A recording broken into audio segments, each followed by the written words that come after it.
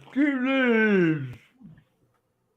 So tonight is not a normal I put together we chat live. I have a special guest here to do a interview.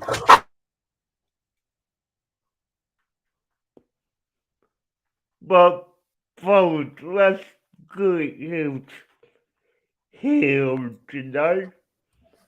Hey, Rebecca, Des, and Al. Welcome to the show. Now we're gonna wait. We got three people. We're gonna wait about a minute or two for more people to roll in to see it before we actually begin with the questions. Can you give me 1 second, DJ? Yeah, take time. Be right.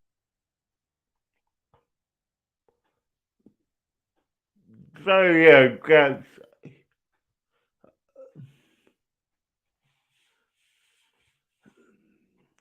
Okay, we got Jamie. Hey, we got Victor. We also got Nancy and Cesar here. And yeah, so you guys are in for a treat tonight.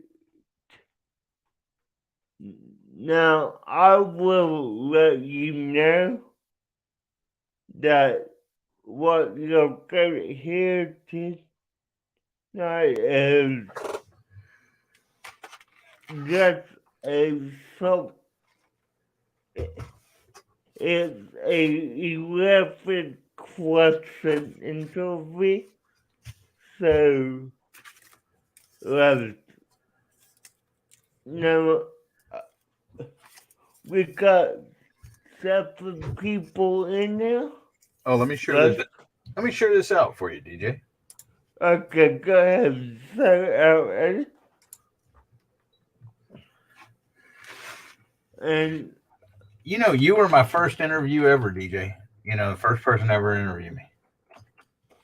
really nice. I'm almost.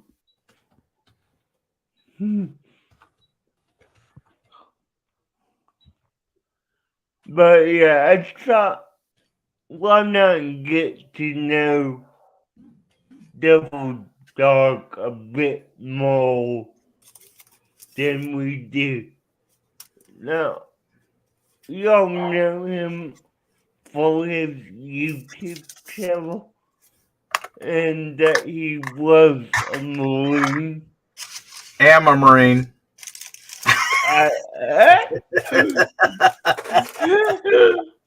Say it to see if you're paying attention. I can say that I may slip up every now and then. Yeah, on purpose. Slip up on purpose. but, but let's be clear. He knows that I mean it as a joke and it's nothing offensive to him. I'm messing with him. He knows that.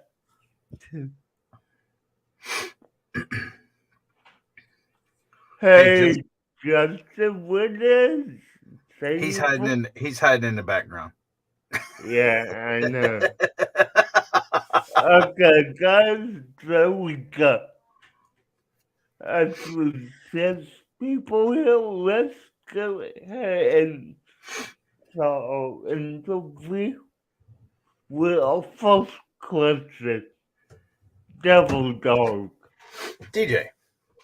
Why did you join the Marines? There are several reasons I joined the Marine Corps. Okay. The first, and honestly, I don't know if they're in any particular order or not, but back then when I was a kid growing up and everything, it was all about pride in your country and service to your country and everything else. So joining the Marine Corps was a, to me it was a duty that I had to do to, you know, my obligation to protect the freedoms for myself and others. And I believed in the country. I've always been proud of being American and everything else. And so that's one reason. Another reason is basically to fight, for people that couldn't fight for themselves, to protect them and their freedoms and things to that effect. Third reason is my dad was in the Army. My grandpa was in the Navy, and then he went Merchant Marines. My great grandpa was in the Air Force. So it was like a, family thing to do duty to your country and to your service. And it was a, history thing with my family. And why I chose the Marine Corps was because back then, all the, hey Ralph, how you doing? Uh, Back then, all of it was, Marine Corps is the few, the proud, the Marines, and you have to earn the title, and Marines are the best, and, everything else. And so, me growing up, I was picked on a lot. My dad was in the Army, I was an Army brat. We was always moving around. I was always heavier than other kids. So I was a new kid and I was always a little bit chubby or portly or whatever. So I was always fighting. People would kids would pick on me and everything else. And I'd stand up for myself and I'd fight. I'd fight at the drop of a hat. And so that's, some of the reasons that I chose to be a Marine. And I had people in high school when I was on delayed entry program that said, you'll never make it through Marine Corps boot camp and everything else. And it was something of having to prove myself. And if anybody knows me, I have Not like a call. I have like a big, somebody don't tell me I can't do nothing because I'm very competitive, and then that will make me try all the harder, all the more. I'm very determined and everything, and to accomplish what I want to accomplish and to prove them wrong. Alright. That's a great reason.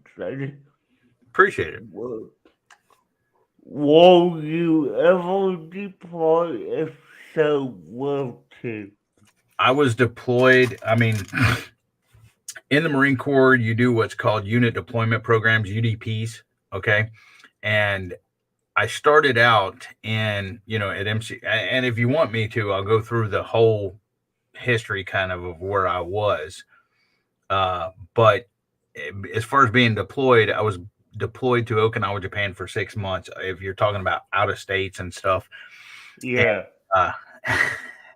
And,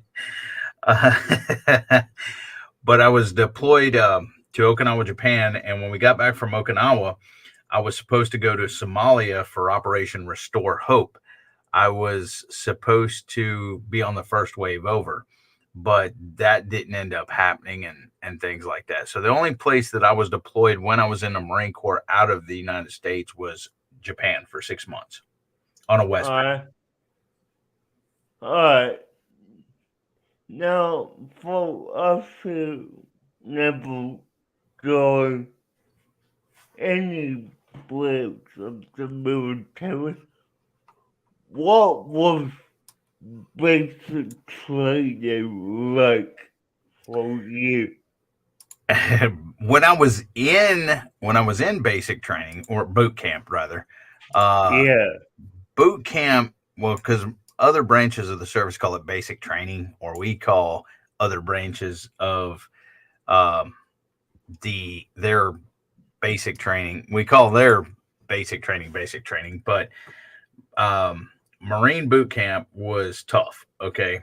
And when I was there, I mean, I could tell you a lot of stories about Marine Corps boot camp, but when I was there, you hated it. And I went to MCRD San Diego, and the airport, San Diego airport, was on the other side of the military installation of MCRD San Diego. And you've seen planes taking off and landing all day, and you wanted to be on one of those planes home. But, like I said, we started with like 90 some people and ended up with like 40 or 50 that graduated boot camp, because people would drop. Either they'd get hurt, they couldn't handle it physically, they couldn't handle it mentally, or anything else. So actually graduating Marine Corps boot camp was one of the proudest moments of your life, because you felt that you accomplished something, and you felt that you did what a lot of other people couldn't, and you earned the title of Marine. And that's where once a Marine always a Marine comes in. Because the thing is somebody can join the Marine Corps and go into Marine Corps boot camp, but if they do not graduate boot camp, they are not a Marine. Even though they were in the Marine Corps, they're not a Marine. So it was tough. But then when you get out of boot camp, you look back and you're like, dang, that was a lot of fun and stuff like that. But when you're there, you're not thinking that way. Now, you did touch on this in the previous question, but I'm going to be a bit more specific, and I know the clear answer, I do, but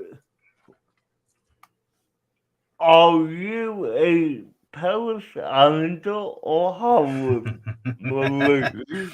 I'm a Hollywood Marine. I don't think the Sand Fleet Marines could handle the mountains in California.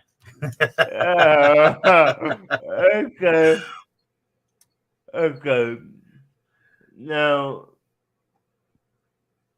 I'm gonna reorganize two questions because it makes most sense to me.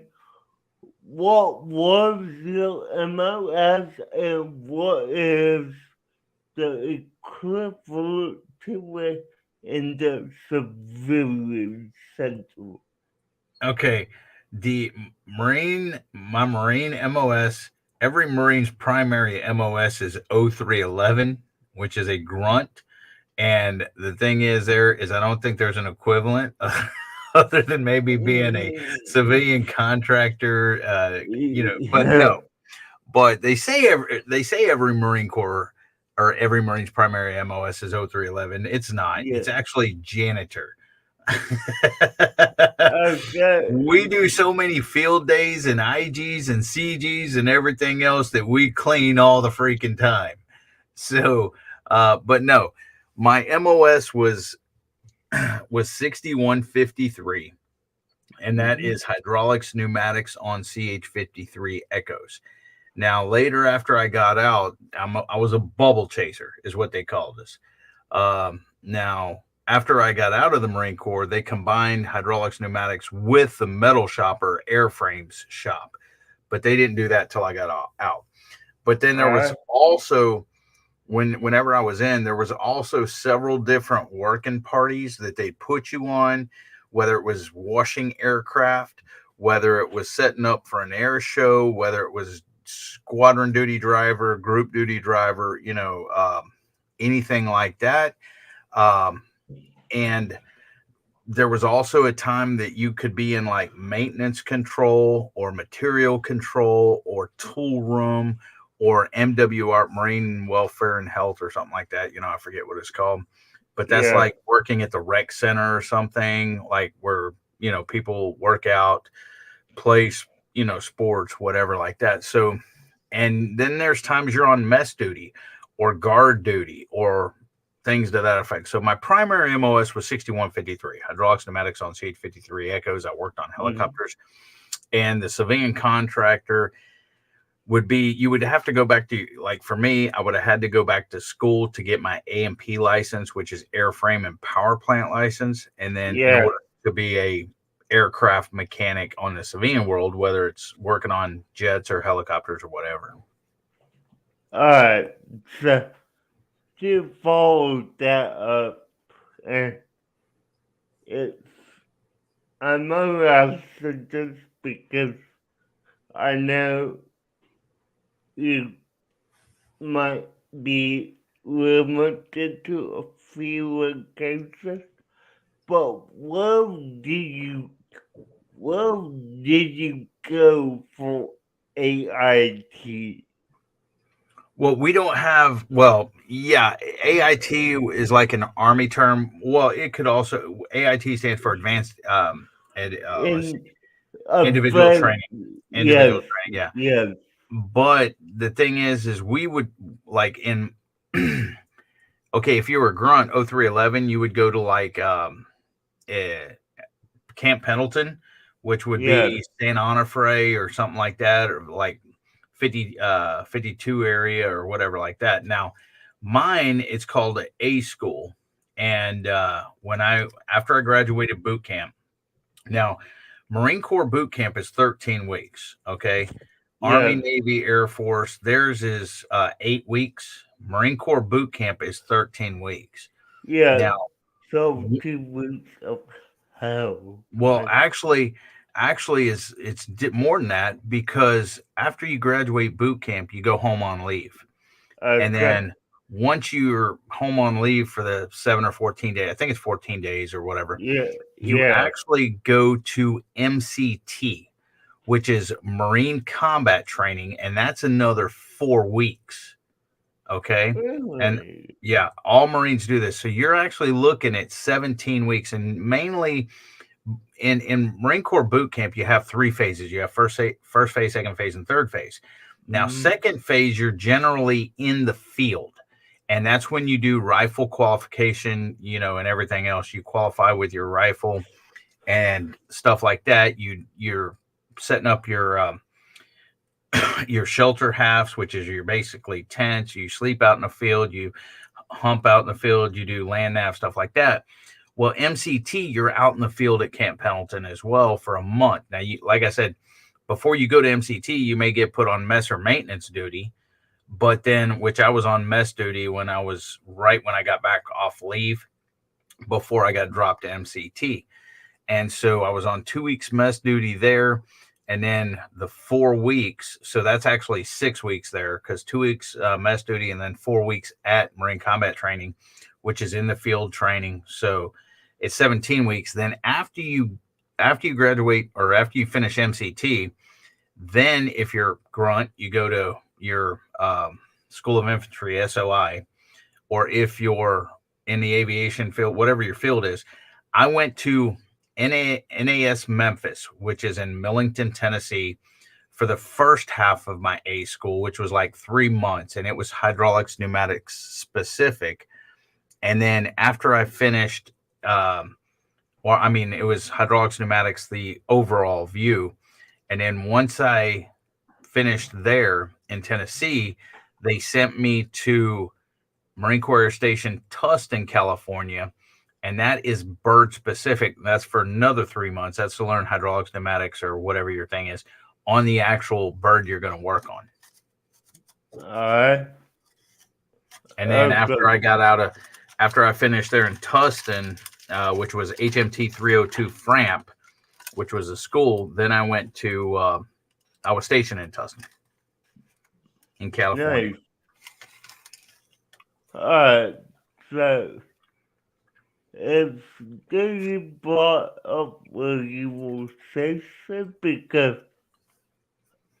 um the next question I have for you is, what was your favorite duty station? Well, here's the thing. I like traveling around when I was in the Marine Corps, and I wished I could have went on the boat. I wished I could have went a lot more places. Now, I did hear, I'll tell you this in a minute, but I love Tustin, okay? As far for one, when we were on Tustin was a base. Like if you were down at Camp Pendleton, when you went off of base, it was a military town. There were Marines all over. Everything was set up, basically military and everything else. In Tustin, you go out in town, and it was like a civilian world. You would see Marines here and there, and you know them by their haircuts and stuff like that. You could tell a Marine by a glance, but for the most part, Tustin was civilian. So you did your job, and once you did your job, you were basically off, and it was kind of like you were a civilian. You could go hang out, go to the movies, go to the beaches, go to do whatever, and not be bothered with Marines and stuff like that. Um, so Tustin had a great chow hall compared to Marine Corps food, compared to Marine Corps chow. But Yeah. but I did like going over to Okinawa for a while. I mean, Japan was cool, and I wished I could have got to more places. Now, when we were supposed to be on the first wave over to Somalia, and they took me off first wave, but we still took 4 planes and called it a 4-plane det, which is deployment. And so, uh, and so the thing is I heard from my guys and stuff that did go over there that it was miserable over there. They said the sand was so thin that it would go through their camis, and they'd have to unblouse their camis, their trousers, and the sand Yeah. would just fall out and everything else. But Yeah. All right.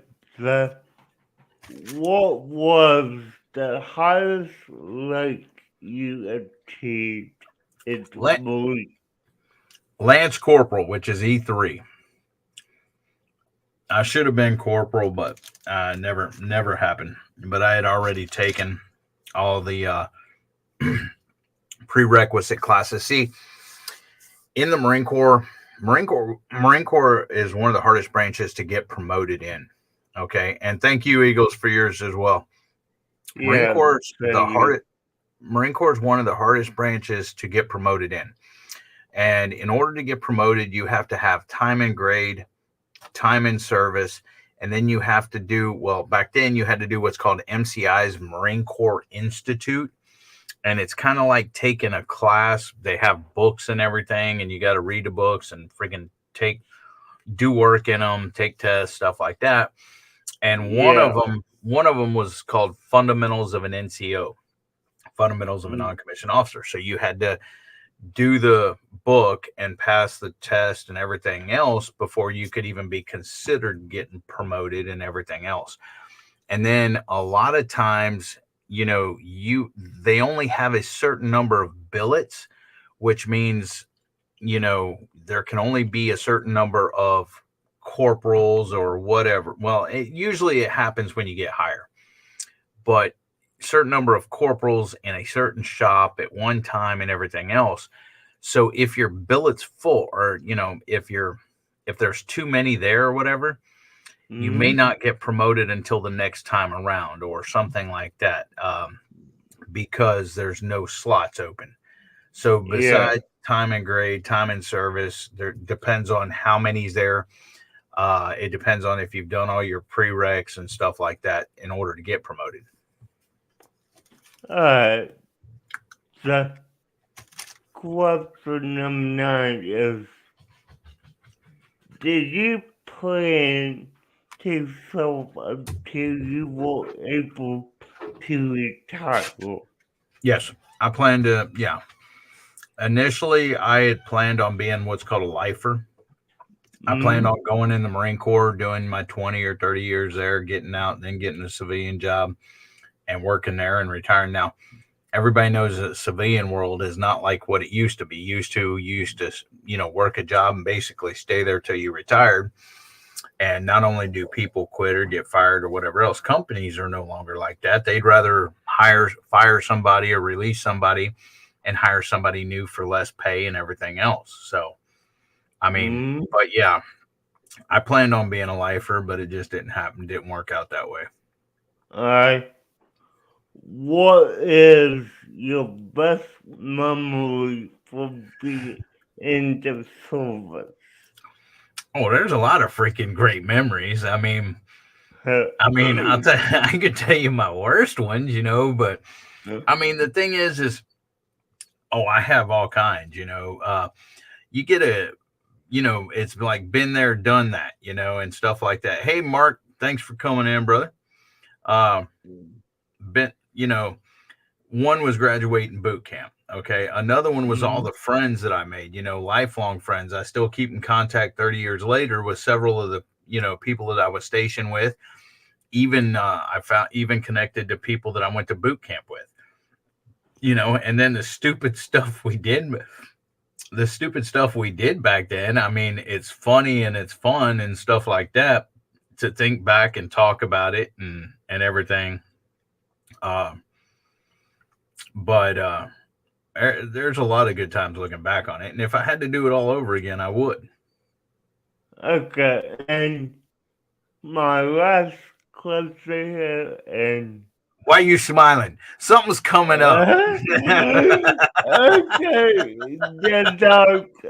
I'm saying it because it's how I want it. So, did you meet your better half in or out of the suburbs? I met her when I got out. I got out in November of 93, and I met her in 96. October, Mm, November, or something like that of 96. I met her when I went to college up in Waco. That's where she's from. uh, but you see why I was smiling, so Yeah, because you said my better half and everything. okay, so that does conclude my questions I have written down, but I I actually have one more question, and I don't know if you would be able to answer it to the detail, but okay. Have you seen someone with a disability solve in your branch of the armed services? Not that I know of. Not that I know of. At least back then, it was because if you had any kind of disability whatsoever, even if you didn't have a so-called disability, but you had Mm, like flat feet, okay, yeah, they wouldn't even let you join. If you had any kind of heart condition, heart murmur, or you went through so many strenuous medical tests and everything else when you enlisted that any little thing would disqualify you pretty much. And uh, unless you got what's called a waiver or something like that. Now, as far as nowadays, I'm not sure. Now, there may have been some times where if you were already in the service and say you got injured or something like that and you couldn't mm, perform your duties or anything anymore, they may allow you. And I guess it also depends on how long you've been in, what rank you are and everything else. They may allow you to stay in on some kind of like office duties, or because when somebody does get hurt in the Marine Corps, yeah, they put them on what's called light duty. Okay. Meaning like when I hurt my ankle or something like that, there are certain tasks that I cannot accomplish. So they'll put me on light duty for a certain amount of time or some kind of rehab or whatever else. But then after that period, then they go back to doing their normal stuff. So I don't know, because I don't have that kind of knowledge. Well, see, back when I was in DJ, there wasn't even any women in our squadron. Okay. And after I got out in 93, either in 94, 95, or 96, they got the first female in our squadron. They got the first female pilot and everything else in our squadron. So, but back when I was in, I never served with any females in my, aviation squadron. alright. Now, to end this question segment, if So, actually, you think people should know about the Marine Corps? Well, I better watch what I say because I'm there's other veterans in the chat over there. There's Mark and Eagles. Yeah, Marine Corps is better than all the branches of the service. DJ, everybody should know that. But that's a no brainer. No, uh, I mean, yeah, honestly, the thing is if you're talking about a young kid in high school or whatever, thinking about going in the Marine Corps or anything like that, uh, Marine Corps is a tough branch of the service as far as you got to have it mentally and physically and everything else. Marine Corps is kind of like a cult, CULT, cult.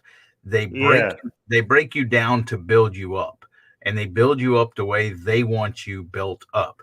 They teach you to kill without thinking about it, without having a second thought about it. They teach you to follow orders without questioning them. They think you shut up, Eagles. They teach you a lot of good things, and it actually matures young people. Uh, it makes them a man. And where it matures them and everything else. So would I recommend it for people? Yes and no. It depends on the actual individual person. You know, if they do not have a certain determination and willpower and everything else, Marine Corps is not for them. So, uh, Tiny Rick's here too. nice. The Air Well, Force just saved North America from balloon attack. What's that? What's uh, that, Mark? Water balloons? funny, but yeah, thank you for that. Now, I am gonna open it to anyone who wants to come up, but I will say we only have 27, 26 minutes left, so please be aware that if I end it at, 59, whatever time zone you're in, I'm ending it at that time. So, Because DJ yeah, wants to eat just like me. yeah. So feel free to hop up and talk to us about whatever if you have questions or just wanna chat. Yeah, But guys. Mark, yeah, Eagles, Rick, come on. but I will say, Eddie, thank you for coming up and chatting with me about this.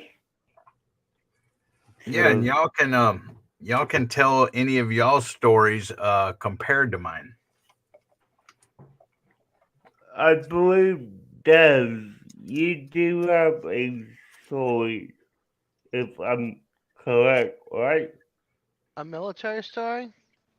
Yeah, won't you tell I was in me? the army very short time. Like cough, spit, and I'm out. Short. Uh, No, only because I went through basic and I ended up pulling the muscle on my right thigh and knee, from my hip to my knee, that I went into what they call the sick barrack, where all the people that are injured or sick or whatever and can't continue on or are leaving, the holdover barrack, whatever. So I went there, and then I got to still be part of the troop, my platoon in basic, but I was on crutches and everything. And then I didn't have to go through the chamber. I didn't have to do the gas chamber or anything because, again, I was on crutches. So I had to go and protect the weapons outside while they were inside. So that was my duty. And then, and then I got healed and went back to PT and pulled it again, and so I was back at that barrack again.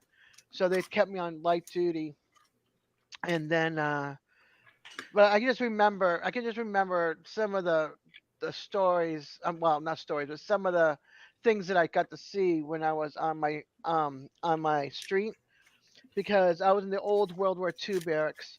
So it's the round dome with no AC, and you open the windows in each end. You hope for a cross breeze, but there is none. So we're all suffocating in there, and there'd be a big fan on one end and a big fan on the other end. And when we go to take a shower, it's at one end, but the end that it's at is facing towards the guys' barracks on the next street over, and there's no trees in between. So whenever we do the shower, you hear the guys going, "The TV is on," and you hear through the wood floor of the barracks as they all go to the back end of the barracks and with their heads out the windows and at the back door. And then you see the staff sergeant going by, going, "Ahem," and you hear him going back in and hiding till he passes by, and they all come back to the window. The windows to see if they can catch anything. But I can remember the sergeant, not the staff sergeant, of the boys, of the guys' barracks next street over, that was basically next to the other one, and they said, "Do not go to bed without your clothes on. Do not go naked or whatever, because you could be called in the middle of the night." Sure enough, they got called in the middle of the night, and you see guys out there cupping bare bottom or whatever, and you see all of a sudden you see all this stuff coming out the windows, all the furniture, all the lockers, all the clothes, and they had to set it up on the street. So they had to set up the whole thing, and that's where they slept for the night. And that was like in 107 temperature in the middle of June and July in South Carolina. It All was right. fun. It Yep. was Now, fun, let me tell you. now I did see a question all from Wickle Project, and the answer is no. I was never drafted. I mean, yeah, no, that was not me. So, yeah, Let me just give a little bit much to that story, and then I'm done. So yeah. I think you do. You guys have to go? Did you guys have to go through this, Eddie? When you got out of mess hall, you had to run back to your barracks. And if any military, like any guys with bars, you had to stop, salute, and all that stuff, and then go No, back. We no. had to. Whenever, whenever I was in boot camp, whenever we went to the mess hall, we marched in formation to the mess hall, and then we went and we went and ate. We had like literally no time to eat. We'd shovel it down, and then when the drill instructor would tell the guide, he'd say, "Guide." As soon as drill instructor told the guide, say, "Guide," guide would yell out, and we'd all have to, no matter if we was through eating or not, had to go put up our trays, Yeah, go back outside, get back in formation, and then they'd march us to wherever. yeah, we didn't Now, have that. as now as far as in the fleet, if we were walking to anywhere, we were walking, not just to the chow hall, but if we were walking anywhere and we passed an officer and after officer passed us, yes, we had to salute. Uh, but and then anytime reveille or taps, anytime taps went off Everybody stopped. or whatever, we had to stop, face the Yeah, flag, and salute. yeah, that's what we had too. But we got marched to the mess hall. But when we got Reveille out, too. yeah, we got marched to mess hall. But when we were done with mess hall, we had to go back to our barracks. Whether you're in your platoon or not, you left once you were finished. So we had to run, and I did my salute and everything. I was fine. And this has been between hurting myself. And I had this one staff sergeant and sergeant. They were always on my case trying to get me to do push-ups. And because I was injured at the time, I could never do it. They never caught me, in between. So when I got injured again, they gave me the option of staying and waiting for the next group of girls to come in 8 weeks later, or I can get a general discharge. I took the general discharge, but I was off my crutches and everything, and I had my bag, and I was getting ready to go to the bus, and they caught me because I'm still military. I haven't left, the base. They said up, drop, and give me five because obviously I hadn't been able to do any push-ups the whole time, basically, and I did perfect five push-ups. The first ever I've done five good push-ups, and the last five push-ups I ever did. Uh, But it was, I mean, I had some good memories, and then I had some not so good memories because there was one of the staff sergeants was having a fling with one of the girls, and she got pregnant, and because she had connections in Washington and her mom had connections in Washington, she got a full medical discharge. No reprimand, no written up, no nothing. But the staff sergeant did. He got knocked down because of messing around with, you know, you're not supposed to mess around with people, Yeah. and which I thought was totally, you know, unfair. She screws around, gets pregnant. He gets knocked down. She gets all the benefits, and people that are actually injured get no benefits, and she gets no consequences against her. I thought that was so wrong. You fraternize, you should both be written up. You should both be either kicked out or knocked down in rank. She couldn't be knocked down any more rank because she was already the lowest rank you can go. yep. Hmm. But The Wickershire Project is over there freaking telling jokes and stories and everything else. I just ignore Billy Joe sometimes. I love Yeah. you, Billy Joe. I just go back and read it later, and then I laugh. Or sometimes I keep up with him. He keeps me on my toes sometimes. Let me tell you. Yep. But yeah. Hey, Mark. Mark is checking in, brother. Now, did either of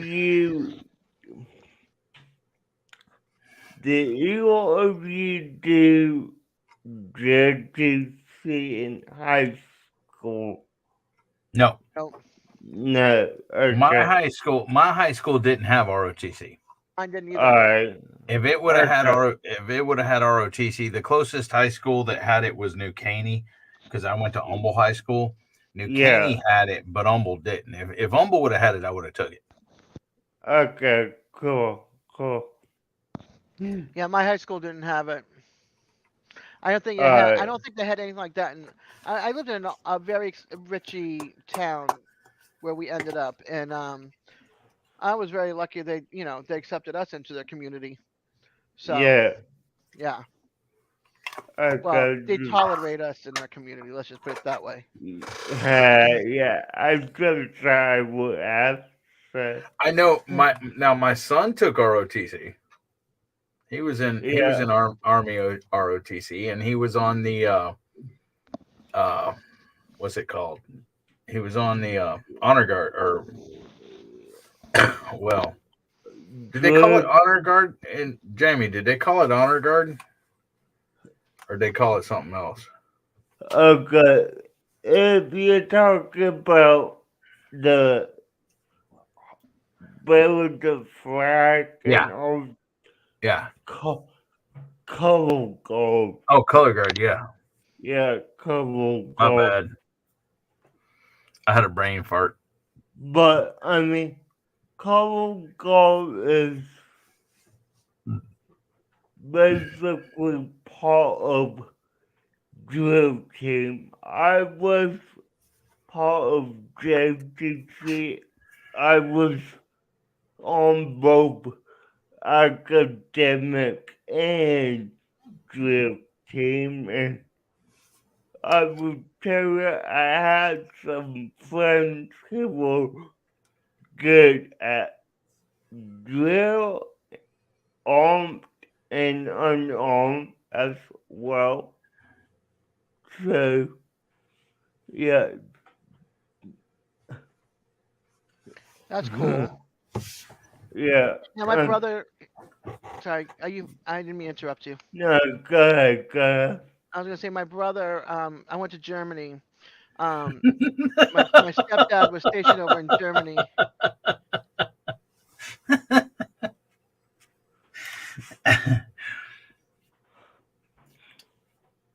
Let's put that up. Now I want. Billy's show. Yeah, It's all right. It's all a joke. Um, and my brother was recruited. He was stationed. My stepdad was stationed in Gelnhausen, Germany, and then they came back and retired. And when he came back and retired, he was in ROTC, I think. And yeah, then he was also a football player and track and stuff. And so they turned around and recruited him before he even got out of high school, the Air Force. And he just retired after 20 something years from the Air Force a few years ago. I mean, he was nice, 17, 18 years old when he went into the Air Force. cool. Yeah. Yeah, I was 18 when I went in the Marine Corps. Yeah, I think my dad was right around the same thing too. With during Vietnam. Yep, right out of high school and into the Marine Corps. Nice. That's cool. Sorry, I got an itch on my back. I'm trying to reach. Hey, that's what these are for, Des. Mine keeps on collapsing on me. I got to bring the one from home. I mean, from work. Because every time I scratch it, it goes. Meow. I'm like, it's way down there. I can't reach it. Yeah, cool.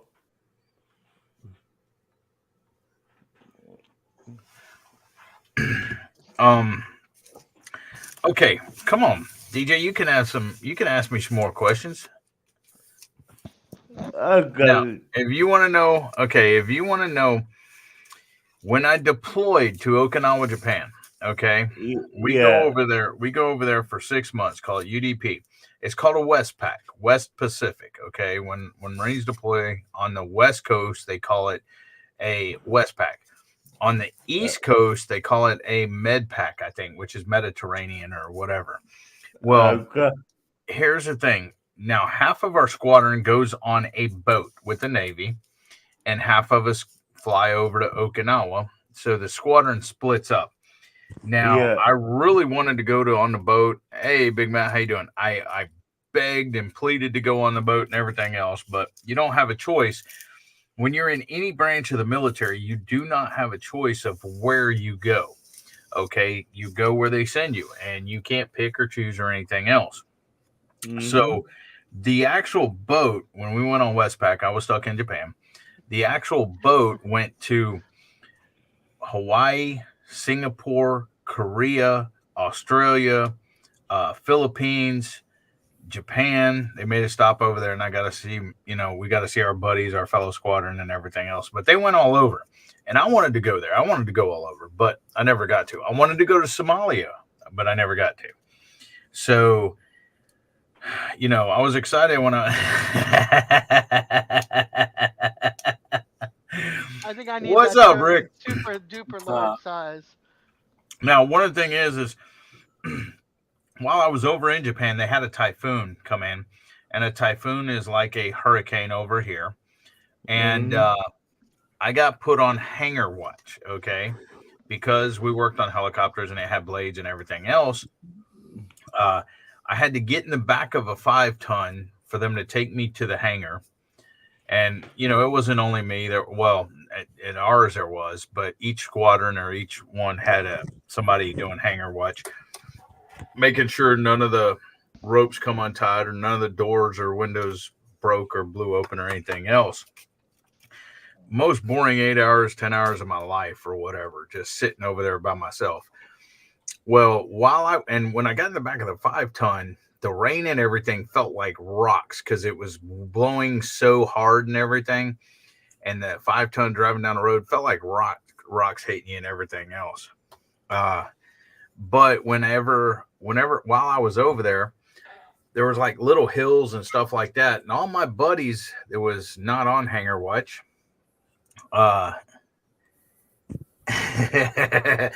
tied ponchos to their wrists and to their legs and stuff. And they went and ran off the hill, and the winds were so strong, you had to literally walk at an angle like this to keep you from the wind blowing you over and stuff. Well, they went and jumped off the hill and opened up the poncho, and it would actually take them up in the air And then they closed the poncho. They were having a blast while I was sitting over there on Hanger Watch. Hey, Myers, how you doing? Nice. What you got to say about the Army, Rick? What? Me? It's the Yeah. greatest thing ever, man. It's great. It's all that in a bag of Cool Ranch Doritos. Hey, Miles. Good to see you. TJ, It was did you have a actually, chat? I was lucky, man. I went to Fort McClellan, Yeah. Alabama. I gave you a thumbs up there. I didn't Did see you? it. Okay, now I do. Sorry, Rick. Oh, that's all right. Now I went to basic and AIT at Fort McClellan, Alabama. Became a military police officer because my score was high enough on the ASVAB to be a jet pilot, but my eyesight was not 15/15 back in that day, and so he said, you might want to pick something else. And I said, well, then how about a cop? And he goes, a military police officer. I said, yeah, that sounds good. So that's what I did. Went there for 16 weeks total, 8 weeks of basic and then 8 weeks of AIT. Yeah, Yep. now, look, let me just ask you because I'm a little familiar with the Army terms, but when you do it both at the same place, is that called OSIT or because, or am I thinking of something else? Actually, what they called it was OSUT, I think is what it was. One Station Unit Training. Yeah, that's what I said. OSIT. Yep. Yeah. So, Yep. So, but then back in my day, they were trying there. There was not a big amount of people going in. Where did you go to the MP training? Fort McClellan, Alabama, just outside of Anniston, Alabama. But yeah, they had what they call a dream sheet, and you got to pick 3 places in the world you wanted to go to. And I actually picked Alaska. And why? Because I was a PA boy, See, I wanted to pick Hawaii. I wanted overseas or Hawaii. Actually, when I went into boot camp, they gave me a choice. And, if I wanted, first thing is if I wanted East Coast, West Coast, or overseas. Mm-hmm. And I wanted overseas, and they're like, well, overseas is closed. You can't go there. And so I had a choice of East Coast or West Coast. I'm like, send me West Coast. Yeah, at the time when I was 100 years old and stuff, Alaska actually was overseas, considered overseas. And actually, Hawaii was my third choice because I didn't like the heat that well. Well, so, I was raised here in Texas, and I love Panama and stuff. I would have loved Hawaii, but the only thing about Hawaii I wouldn't have loved is the prices. It is expensive to live there, just like California. But yeah, it's expensive in Alaska too. You make a lot of money, but you spend a lot of money too. Hey, everybody, make sure they hit the thumbs up button. We had 15 or 16 people in here and a minute ago, and there's 18 thumbs up, but somebody may not have hit it. Yeah, because I know back in the 80s when I was up there, we were paying $4 and $5 for a gallon of milk when you guys were only paying $1 something. So that's just when we were at St. Thomas, we had no milk. We had to get powdered milk. Yeah. You live on an island, you don't have it unless you somehow bring it from mainland and ship it in. Ship it to the Virgin Islands. It's super expensive. You couldn't have got you one of them little cows. You still have to bring it to the island. That's shipping. But if you would have got you a little cow, you could have milked it. One of those little, I don't know what they're called. I forget. Yeah, no. Huh? What did you say, Rick? No, not a bull.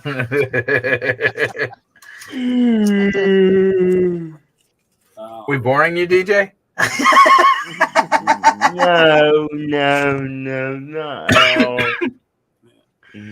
But I actually Hey, Jonathan. went to Alaska for 3.5 years and then re-enlisted while I was up there. And my grandpa had passed away while I was there and made me homesick. So I went to, decided to go to closer, and I went to Fort Ritchie, Maryland. And it was actually a physical security site. And one of 3 places that the president would go in case of a nuclear attack and stuff. So it was pretty exciting to be there and stuff. But this place was like crazy, just crazy. I mean, there was a water reservoir underground, almost the size of Lake Erie. Crazy. And stuff. And there was we had 3, I think, yes, 3 or no, 4 3-story buildings inside of this mountain. And you had to enter a mountain through a tunnel system to get back in there.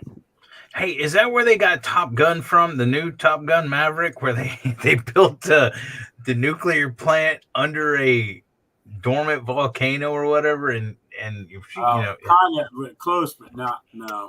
Oh, okay. I wasn't there. Okay, guys. Sorry, I have to go over. Dinner's here? I'm getting way too hot, and I can't take it anymore. So, That's cool. And it's dinner. Yeah. You got 3 minutes, DJ. You can't take Plus, 3 you minutes. gotta understand, Come on, DJ. Let's see some determination and everything. not ready. No. Okay, brother. Hey, you know, it's big sexy when you make a man hot. You know what I'm saying? Coming on to this. Thank you guys for watching. I appreciate. Have a good And night, everybody. I hope this gave you some insight to the dog and the services. I will see y'all Tuesday night for Insane for Wild Tune and No, you said it right. Insane Dog and Wild Tune. Hey, DJ, thanks for having me up and interviewing me and being my first interview ever. Yeah, you're welcome anytime. Bye, guys.